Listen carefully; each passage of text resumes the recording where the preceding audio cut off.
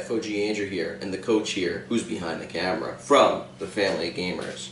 Welcome, War Gamers, to an exciting, awesome episode. Okay, guys. This is our finale of Should We Play Flames of War. This is part 3.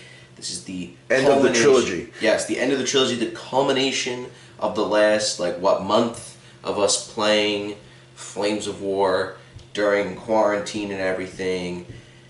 Long story short, we're going to keep playing it, if you can't really tell. And, I know I've been a little harsh, I guess, on some certain things, which I might be in this video a little bit. But I'm talking about some things that I've noticed about the game, and that's what we're going to talk about now. We played a game where, obviously, I was Americans, you were Soviets, and I had basically almost like the minimum stuff that you could take for a Sherman formation, the M10 tank destroyer formation, and the armored rifle platoon formation. And I think I want to add some stuff into them, maybe just take out one of those formations, take 2 formations just to expand on the formation. But we're still testing it out and stuff like that.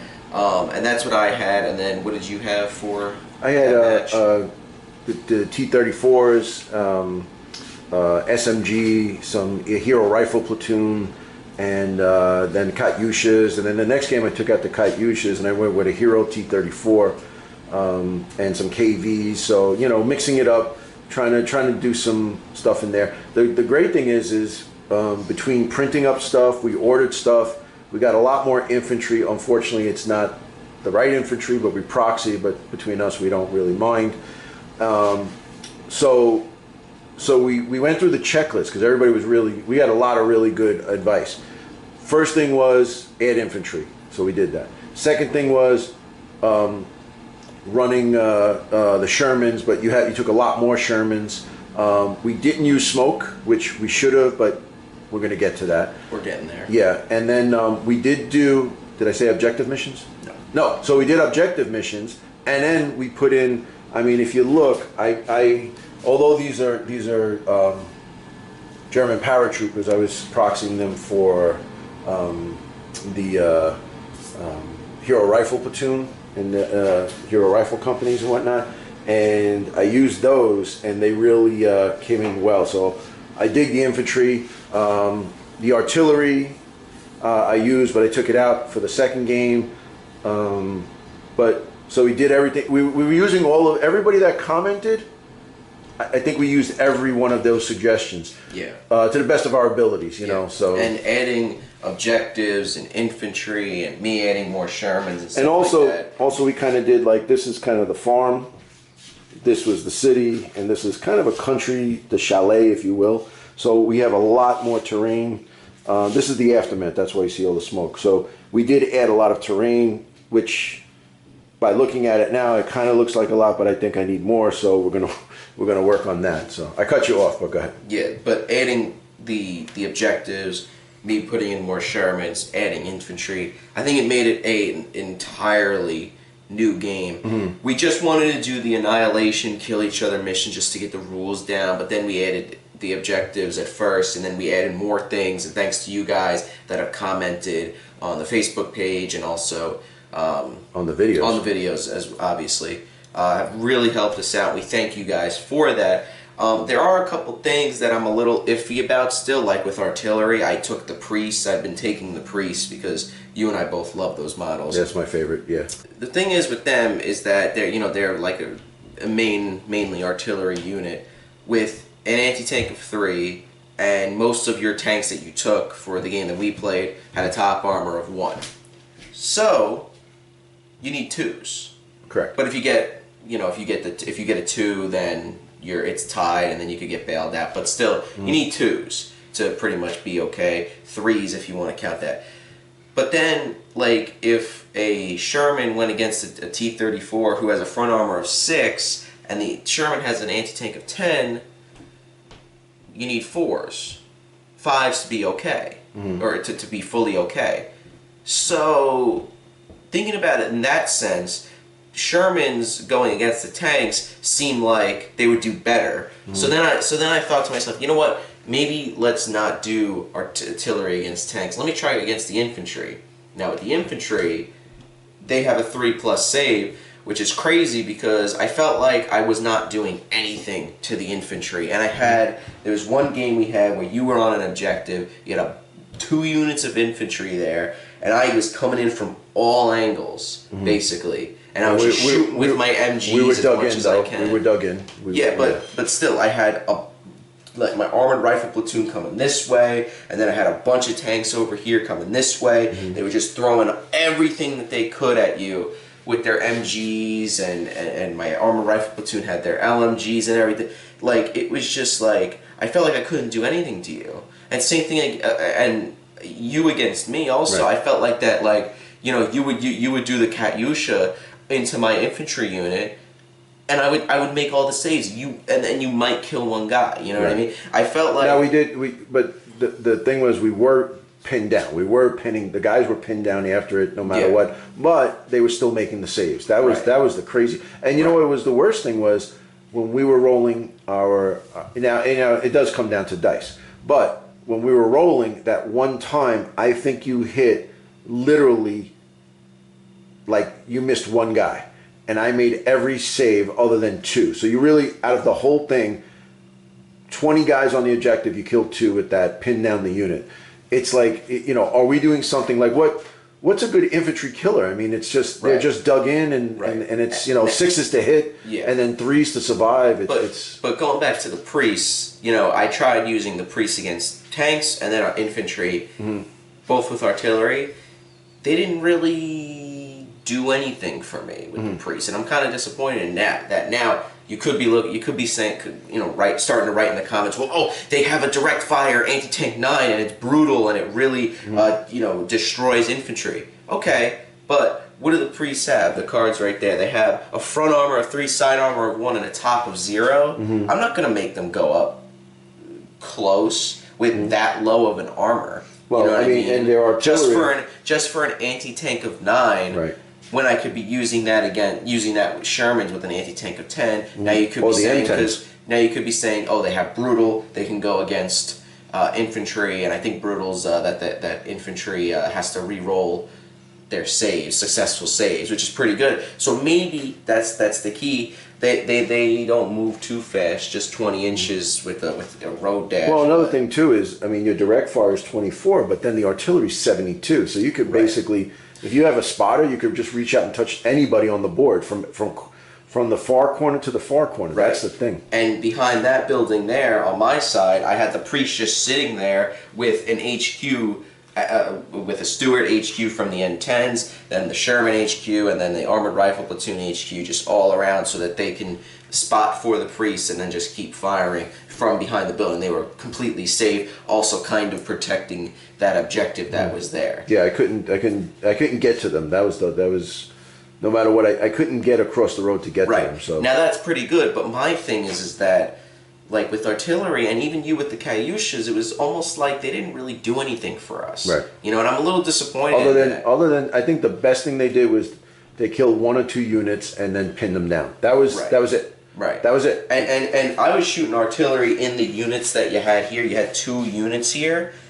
And the way that I killed you was I had my armored rifle platoon here that had the LMGs and the Garans, the bazookas, and it was just adding so much dice. Right. So many dice to each guy that was in the unit that every guy had 2 hits on them. So you had to roll your 2 saves. And the problem was I passed one and failed one every single time. So that's the thing. That I like that's the way to get them. Now, the Americans have Stuarts, which have a 5 halted and moving MG, which is ridiculous.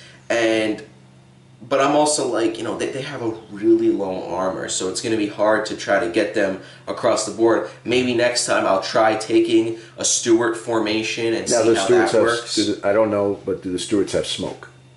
I'm not sure, but still, you know, maybe I'll try the Stuarts as, you know, a Stuart formation and taking the M10s and the armored rifle platoon. But, you know, like, it's just, I don't know, I'm a little disappointed with artillery. And not just for me, but for you too. Like, I was hoping that your Katyushas would actually do something, so something would happen with artillery. And another thing too, just so guys watching the video know, is that he got frustrated where he thought he was gonna, just like, all right, let's just call it. And I said, no, let's just keep playing it out. And then you ended up wiping everything out and ended up winning the game. Right. So, I think it's more of a, not really frustration, but are we doing something wrong? Yeah. Like, everybody told us to take infantry, and we took infantry. And like now, I think with the Soviets, now that I've, another thing too, we've ordered a bunch of stuff. We got a bunch of stuff. Local hobby shop had some stuff, and we have enough infantry to do anything we want. All right. Although proxy, but yes. Yeah. I want to take the rifle battalion where it's 28 guys per battalion. Then I could add some heavy weapons and stuff. So let's say it's 30, 32 units of guys.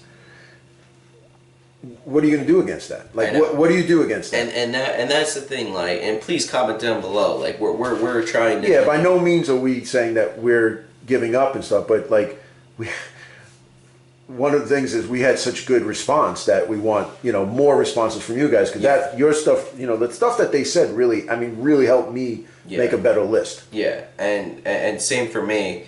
And that's the thing. Like, you're going to be taking 28 guys in two sets of 28. Now, like you said, like what can I do against that? And then I think about it. It's like I'm playing a tank game, and the infantry. It seems I don't really want to use the word overpowered, but there are things clearly that can take you out, but super tough. They're extremely tough. So what the hell do I do with infantry? You can literally walk up the board with 28 guys, and it's going to be so difficult for me to take out 28 guys. Right. Well, it's not, and also, it's more. I think we got it because when we first started, it was like, let's get all these tanks on the table. Right. But now for us, it's progressed to more of a war game, not just tanks. Yeah. You know what I'm saying? Like, like the armored rifle platoon with the bazookas and all. They're out of everything, they're great. They're great. Oh yeah, I agree. And when we first were playing the game, I was like, what is the point of taking infantry? Like I was like, they suck. I was like, why would I ever take these jeeps? Like, but now that we're playing the game, it's like, okay, now, mount up, run across the board, dismount, and fire every, like I'm starting to figure it out and realize that, like, infantry's actually pretty good. They're really good. With, really good because they don't die, But, like I said, comment down below and just, let us know what you guys do, to deal with the infantry. Yeah, to just deal with the infantry. And what would make our artillery better? Yeah. Or like, are we doing something maybe incorrect? Because we're going by the rules and a few battle reports we saw, but yeah, I just think shooting missiles at infantry should be better. Yeah. Yeah. Sometimes, like, nothing would happen. You'd be pinned down, but it's like you'd still have your whole guys That's like on the objective. The worst thing that happened was they got pinned down. Yeah. I mean, I'll take that any day. I'll take the that, and then you got to shoot at your moving rate of fire, but that's still pretty good when you have 28, 29 sets of units in the formation. Right.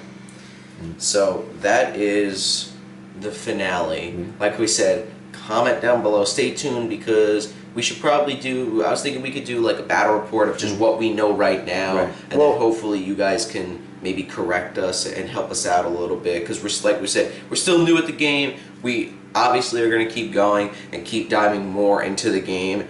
And, it's great that we have you guys to help us out. So like we said, comment down below and help us out. We could have a nice discussion in the comments. Also, we have stuff coming in. So we've ordered, what did we order? We ordered the D-Day Americans and D-Day, I think British and... it was D-Day... British, D-Day... Well, no, D-Day German... No. D-Day German, D-Day Americans, and then we ordered the British cards because I want to eventually try out British, but from Fortress Europe. I want to try them out and then see how they are. And then we'll get probably most likely... Because for what I hear, the British D-Day book is really good. And then we're still waiting for Bagration. So we're in. We're hooked. Just,